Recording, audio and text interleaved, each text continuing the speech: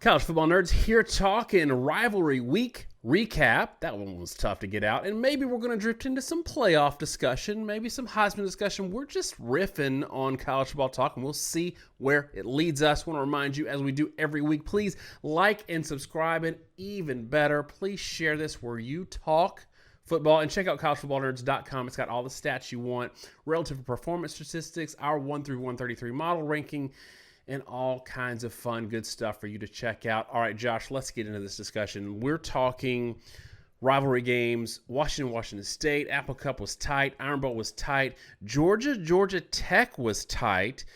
And obviously we're going to get into the game as well. There's some really interesting storylines there. But Josh, I want to talk a little bit about officiating to start this discussion. In every single one of these games, it seemed like the officiating was really poor. And a lot of people want to focus on how their team got screwed. What I was watching throughout this game, throughout this weekend, there was the really bad roughing the passer call against Washington State. There was a bunch of stuff where it looked like the refs just swallowed their whistle, held their flags in the Iron Bowl. Georgia got some really ill-timed penalties against them that really kept that from being a blowout. Talk a little bit about how it's kind of unfair, but this is how it is, and I think it's a little bit just subconscious or whatever, but refs do tend to swallow their whistle in big games, and a lot of times that favors the lesser team, and it keeps these games a little tighter than they should be. Yeah. We often talk about the fact that in major games, most conference officials, most referee groups in general, tend to skew towards not calling penalties. So a big statistic that tends to float around is opponent penalties for major teams. So if you look at some of the top teams in the country, just looking at the bottom 133, an opponent penalty yardage per game, 130th is Notre Dame, 122nd is Georgia, 120th is Alabama, 116th is Tennessee, 110th is Michigan, 105th is Oregon, 105th tied with them is Penn State. You get the point, right? Like I'm just walking through the top 5, top 10. 115th is Ohio State. I skipped them. And you got all the big players sitting there. And why is that? And that's because officials in most places around the country tend to swallow their whistles in big games. And if you're one of the top teams, that means most of your games are, quote, big games, because you're playing a top 10 team, or your opponent is always playing a top 10 team because it's, you. And it causes these games to be kind of different. And I think that tends to also make things squirrely, though, because what ends up happening is PIs don't get called when they should. Holding is almost never called on these games on either team, which means sacks get a lot harder. Sometimes the run game is more effective. I think that actually affected Alabama and Georgia. I think it affected Ohio State and Michigan in that game too. It's easier to hold. They do not call holds really unless it's on the edge. And what ends up happening is you get ticky-tack holds on end-arounds, edge plays that happened to Alabama on a touchdown that was called back. But any inside run between the tackles, they just let them get away with murder. And it's usually true of both teams, but it means these games in college football tend to be different, weirder. They historically have been higher scoring, and I think in large part because of the holding factor and how much that helps offenses. But defensively, too, they get away with a lot more physicality. And so, there's probably a lot of PIs that should be called. And it just makes the game play different. So the first thing I would say is, swallowing your whistle on things that should be a foul is a mistake. And I understand that you want to let them play, and that's the philosophy. But a foul is a foul. And if you're not calling it, you fundamentally change the way the game works. And look, the NFL is football at its highest level, and they call pass interference at a ticky-tacky level that's way beyond anything we see in college. And they also call holding reasonably. And I think if you balance that stuff out, it does balance out in the end. But sometimes I think in these college games, the team that tries to get away with the most wins in these big games. And I don't necessarily think that's fair or right. I don't think it, in any of these games, frankly, I don't think it necessarily was hugely favored one team or the other. I think the calls sometimes are more impactful for one or the other. I think it was just unfairly called for everybody, and then just depending on what the outcome of certain penalties were, that it changed. But that's my take on it. But I will say beyond this, and flip it back to you, Daniel, because I know this was something you'd mentioned on Twitter. There were some objectively terrible calls, and there's a laundry list of things that were bad or subjectively bad. You can talk about the interception in the Michigan game, which is at least a subjective call. But the one I know you tweeted because it's objectively wrong was the offsides motion penalty on a 4th and 4 where Alabama's trying to get a stop to get the ball back, and the referees totally blew it. I mean, there's no if or but about it. It was 100% the wrong call because it was a pre-snap procedural call. And those things are what I find to be the most damning because those sorts of problems are occurring too much, and there's way too many referees on the field to make that sort of mistake. Yeah, I think that, that call was interesting to me because it was like an obscure rule sort of situation. If you don't know the rules, basically what was happening is Auburn shifted. They already had a guy in motion. They had a skilled player in motion, and they had a couple of guys shift that were lined up on the line, like tight end shifts. And Alabama flinched and jumped across the line into the neutral zone, which effectively gives Auburn a free play because there was no contact made, gives them a free play. The problem is they snapped it while 3 players were in motion. So you've got 3 guys in motion, which can't happen, and you've got 5 players in the backfield, which cannot happen. The only penalty was Alabama jumping off sides, which really, that was the correct call for the Alabama piece. The incorrect call was to let someone snap a ball and get a free play while there's 5 players in the backfield. And to your point, these are things that shouldn't happen because they're objective. The subjective stuff is a little bit challenging to me too, because it's like if you let everybody get away with holding, by definition, that is going to give a bigger advantage to the lesser team and be a neutralizer. If you let them get away with PI, it's a neutralizer because they're facing a superior athlete or a superior scheme. And if they can pass interfere, or if they can do these things that sort of close the gap between that skill, then you're giving basically a hand to the lesser team. I think we saw this a lot in the Georgia Tech game. All right, Josh, let's talk playoffs a little bit. I think that what's frustrating to me a little bit is we saw the AP rankings come out this week, a couple minutes ago. We've seen the committee rankings this year. And Oregon is ahead of Alabama, Texas, and now in the AP, they're ahead of Ohio State.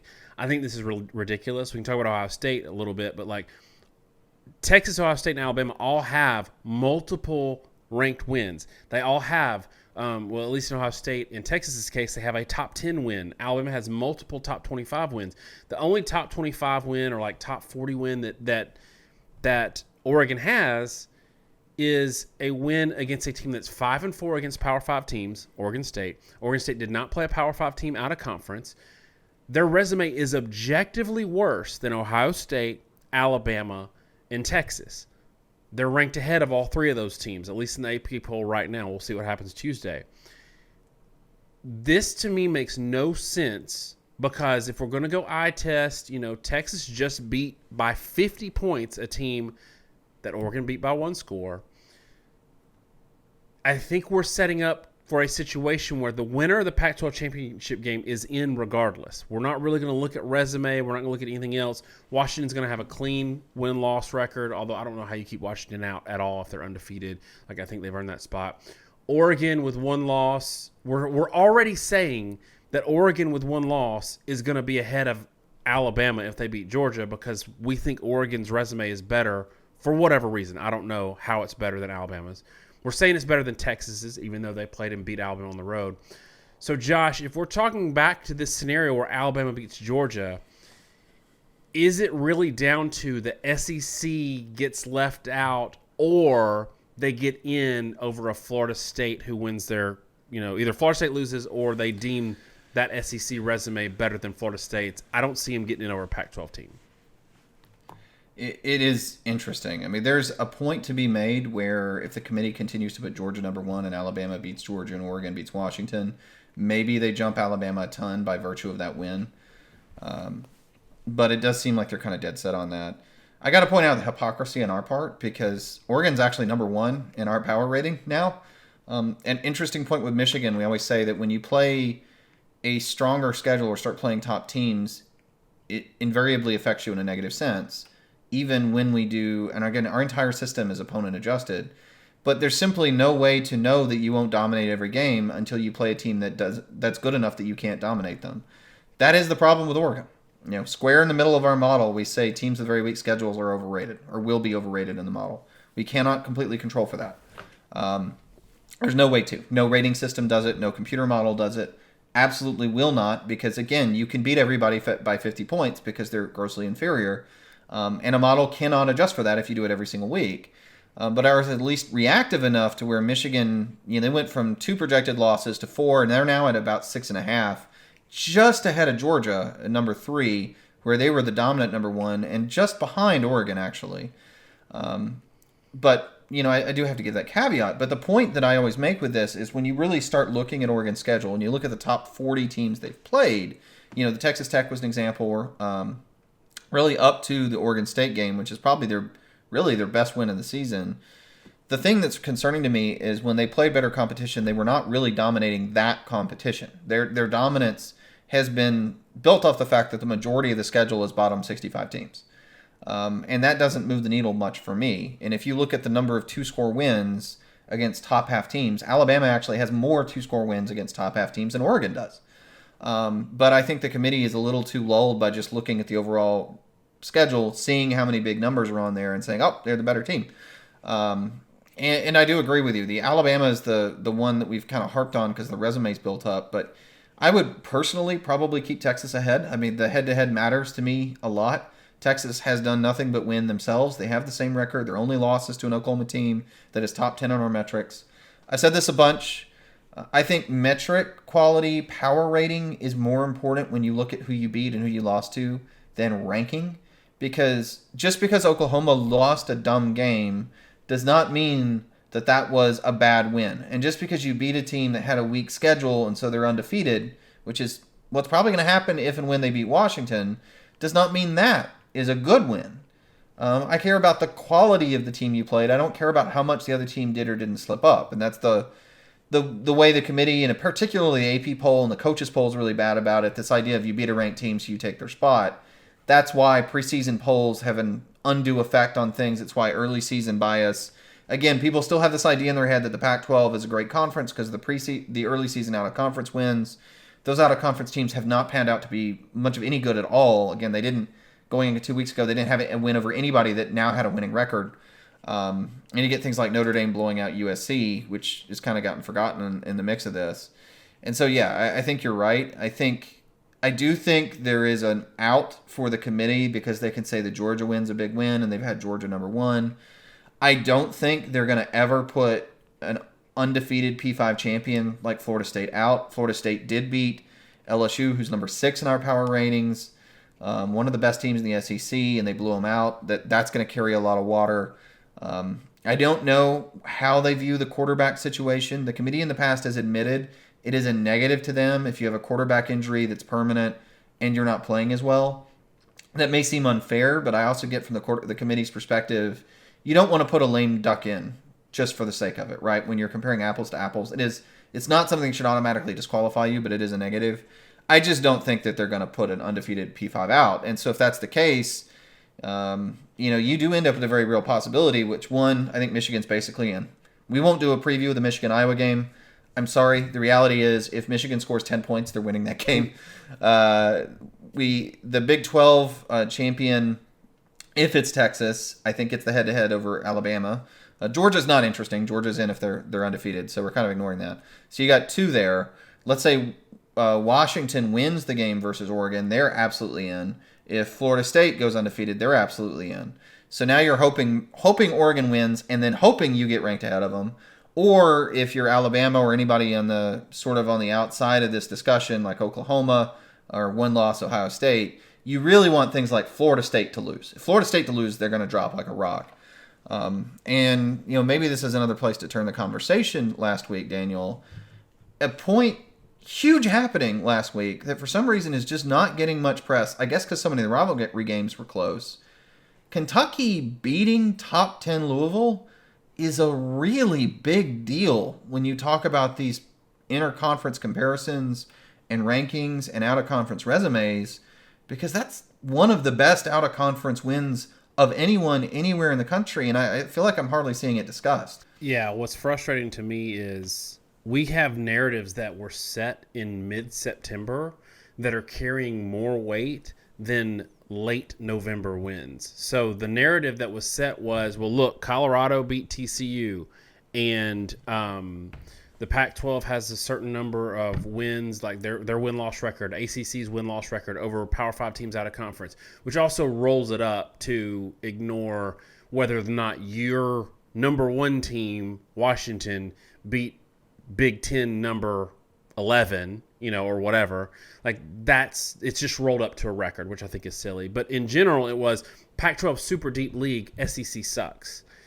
And now we get down to it, and the SEC has the second best out-of-conference win of the season. An SEC mediocre team that was destroyed recently by Alabama and Georgia goes out and beats what's going to be Florida State's second best win.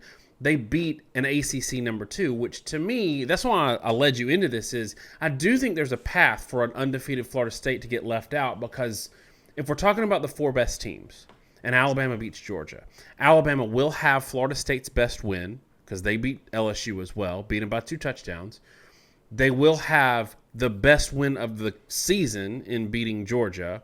They will have like 4 or 5 ranked wins.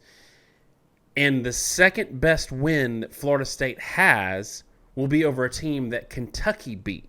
So if you're looking at who had the tougher path and accomplished more, it's impossible to say that Florida State accomplished more just because they beat Clemson in overtime, or just because they beat Florida, another bad SEC team, barely. And I get their quarterback's out, but that's, to your point, that's the team of who they are. So those data points matter as well, because that's who we are putting in the playoffs, is the team that barely beat Florida and the team that does whatever they do against Louisville.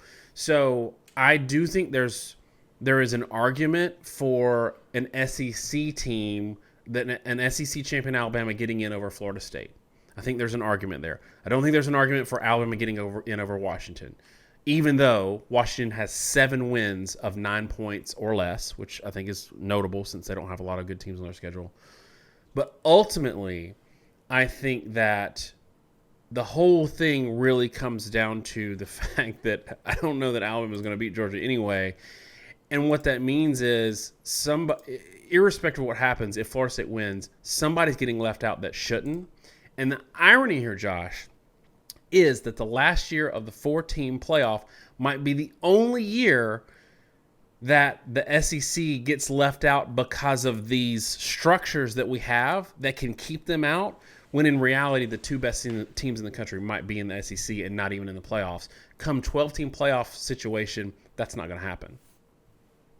Yeah, right now, if you were to, force me to rank the teams of how they're playing as of the last 4 weeks, who's the best teams in the country, I think Michigan has to go high on that list. I'd probably put Ohio State high. But beyond that, Georgia and Alabama have got to be 2 of the top 5, at least, if not 2 of the top 4, right? I don't think Washington, if they win out, I would not put Washington ahead of them from a quality perspective at this juncture. I don't know that I'd put Oregon ahead of them. Texas has a decent argument. Texas has been consistently good, and I know they've had some close wins, but they've been consistently good. And I think people just want to ignore them, which is probably unfair. And people want to ignore that they won close games with their backup quarterback. Right. And that is, by the way, we took a lot of crap from Utah fans in week 3 and 4 and 5 for stop saying you're winning with your backup quarterback, because there's no indication that Cam Rising is coming back. We were 100% right to say that, because Cam Rising has not played, right? That was not really a backup quarterback situation when you have a guy that's just not available in the year and hasn't practiced, even in spring practice. It wasn't a guy they lost. This was the team they planned to have all year. That's not the case for Texas. They did lose their starting quarterback to injury, and they still found a way to win without him. That is the hardest thing to do and the biggest asterisk in this sport. And now he's back, and they're going to get a little healthier, and that's a team that I think is floating in there and is one of the best teams in the country, but nobody wants to ever list them for some stupid reason. But yeah, I think you're right. This is going to be kind of the year where the playoff, being only a 14 playoff, is benefiting the other conferences because it's keeping maybe the two of the best teams in the country out. And I'd even go so far, Daniel. I don't know if you agree with this. If they had a 12-team playoff, I'm going to look at the current rankings, right? You would have potentially 3 SEC teams, 4 SEC teams in there. I mean, LSU's floating out there at 14th. I don't know if they would sneak into the top 12 or not. Louisville's going to fall out, right? So that's going to bump them up a slot. And I think LSU, after how Ole Miss has looked, might well jump Ole Miss. Oklahoma's probably going to lose in the conference championship. So there's a good chance LSU would get in, or LSU or Ole Miss, but probably LSU. You got Missouri that's sitting up there high. In a 12-team playoff, you're going to end up with something like 4 SEC teams. And people talk about Alabama and Georgia. Look, LSU's defense is terrible, but that's an offense that can beat anybody. And if in a 12-team playoff scenario, you're looking at like a third of the teams being SEC teams, and I think they're going to win their fair share of the teams they play, and you're going to end up at least half of your round 2 and beyond is going to be SEC. So to our point, having a smaller field benefits teams from weaker conferences pretty consistently. The move to a 12-team playoff is only going to benefit the SEC and other teams. And I will say to the extent, too, that the current format is failing because of the fact that we're having the squeeze. This is why our channel has always said the playoff needed to be 6 teams, because it allows for all 5 conference champions to get in at the same time if they were all undefeated. That's the nightmare scenario. And it also gives access to a G5 if needed, like the USCF scenario. Right now, I will note, there is no G5 that deserves to be in. And it kind of... Let me note one other thing, right? We talk about the top-ranked G5 getting in, the top-ranked G5 champion. Do people realize the top-ranked G5 champion right now is Tulane, and number 11 is Ole Miss, who beat Tulane? And if Ole Miss was 12, they are forced out of the playoff to include the G5 champion Tulane that they already beat. That's why the conference tie-in is stupid. Yeah. Honestly, I would have... on a neutral field right now, I would pick Georgia against anyone probably, and I know this is ridiculous, but I would pick Alabama number 2. And y'all gonna call me an SEC homer or whatever, but after what you saw from Michigan and Ohio State, remember, Michigan's best win is Ohio State. Ohio State's best win is Penn State. They've all played each other and nobody else. I just offensively, I don't know that those teams are going to challenge Alabama enough to beat them, because you're going to have to score 27 to 30 points to beat them at best, and I just don't think it'll happen. And both of those teams might be out of the playoffs, which is, by the way, the best possible scenario for everybody else in the country, because you can win a national championship guaranteed without having to play the SEC. Like, to me, that's what you want, and that's what we've been saying is the best way to create this parity and spread the love around is to exclude the SEC. And the only way the easiest way to do it was the BCS. The next easiest way is with a 14 playoff. You're crying saying this is unfair, but lo and behold, the only year other than like 2014 and a couple of Clemson teams, the only year that you beat the SEC or get a championship that's not the SEC is by them not being in it. The SEC is 16-5 in the playoff era, in the playoffs, and 2 of those losses were from other SEC teams. So what you don't want to do is let more SEC teams in the playoffs. In rant, but that's my piece about that. Josh, anything else you want to touch on in the recap? I don't think so. I mean, to add to that point, in the BCS era, Alabama would be screwed, which is kind of an interesting point in this greater discussion. But no, that's it for me, I think. All right, y'all. Let us know about our playoff takes, about maybe our other team takes, Washington, Florida State. Let us know in the comments, and we'll get down there and discuss it with you. If you want to listen to more of our riffs and opinions on what's going on, we're going to have a live show after the SEC championship game, which is going to be during some other games, but we ain't staying up that late, y'all. We're going to do a live show this weekend. Should be a lot of fun, and we got some previews coming out later this week, so check us out. Thanks so much, y'all. Have a great week, and God bless.